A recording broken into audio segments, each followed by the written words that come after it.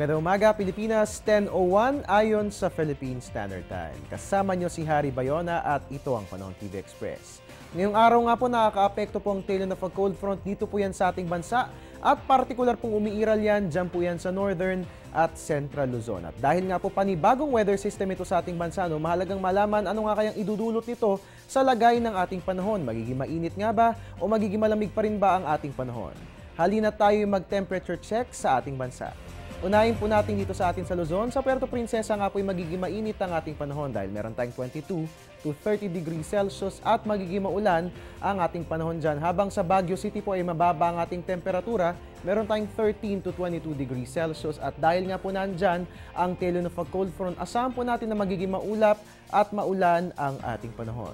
Puntahan po natin ang Visayas, ang Iloilo at Bacolod at ganun din sa Metro Cebu, makararanas po yan ng mainit na panahon dahil meron tayong 22 to 30 degrees Celsius. Pero ang good news po, hindi po magiging maulan ang ating panahon at partly cloudy skies lamang po ang ating mararanasan for today. Habang sa Tacloban po ay magiging maulan ang ating panahon. Meron po tayong 21 to 30 degrees Celsius. Pero yung mga pag-ulan na po na yan, isolated light rains lamang. Puntahan po natin ang Mindanao. Sa Cagayan de Oro po mababa ang ating temperatura. Meron tayong 20 to 30 degrees Celsius at fair weather ang mararanasan dyan. Habang sa Baguio po, or rather sa Zamboanga, makararanas po tayo na mainit na panahon. Meron po tayong 22 to 33 degrees Celsius at partly cloudy skies ang ating mararanasan dyan. At ngayong nalaman na natin ang lagay ng panahon for today, syempre pa dapat silipin din po natin ang magiging lagay ng panahon bukas, Tengarets Friday hanggang sa weekend. Ang 3-day weather forecast ng Pag-asa aming ilalahad sa pagbabalik ng Panahon TV Express. Teng, ang package. Ma'am, sabi ng Air 21 on the road na. Ano, Teng? Ang package. Ma'am, sabi ng Air 21 na receive na. Okay, very good. Basta padala, sagot ka ng Air 21. May real-time delivery updates via text para worry-free ka. Teng, ang package, napadala mo na? Yes, ma'am, sa Air 21. Sa Air 21, sagot ko, padala mo! At silipin po natin sa puntong ito ang 3-day weather forecast ng Pag-asa. Diyan nga po sa Baguio, fair weather ang ating mararanasan bukas at magtutuloy-tuloy po yan hanggang sa darating na weekend.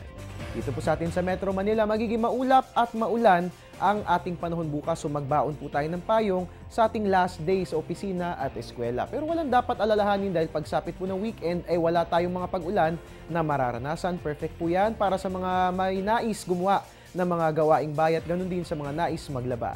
Sa Metro Cebu, hindi po magiging maulan ang ating panahon bukas. Kaya nga lamang po, pagsapit po ng Sabado, magbaon po tayo ng payong dahil magiging maulap at maulan. Pero wala namang dapat alalahanin dahil pagsapit ng Sunday, mag-i-improve na muli ang lagay ng ating panahon. Sa Metro Davao po, partly cloudy skies ang ating mararanasan bukas at magtutuloy-tuloy po yan hanggang sa darating na linggo. At sa Zamboanga, fair weather po ang ating mararanasan bukas. Wala po tayong dapat alalahanin dahil kahit hanggang Sunday po yan, perfect na perfect po ang weather para sa pamamasyal kasama ang buong mag-anak. At yan nga po ang 3-day weather forecast na inilabas ng Pag-asa. At yan po muna ang latest mula rito sa Pag-asa DOST. At your service po new weatherman, Harry Bayona para sa Panahon TV Express.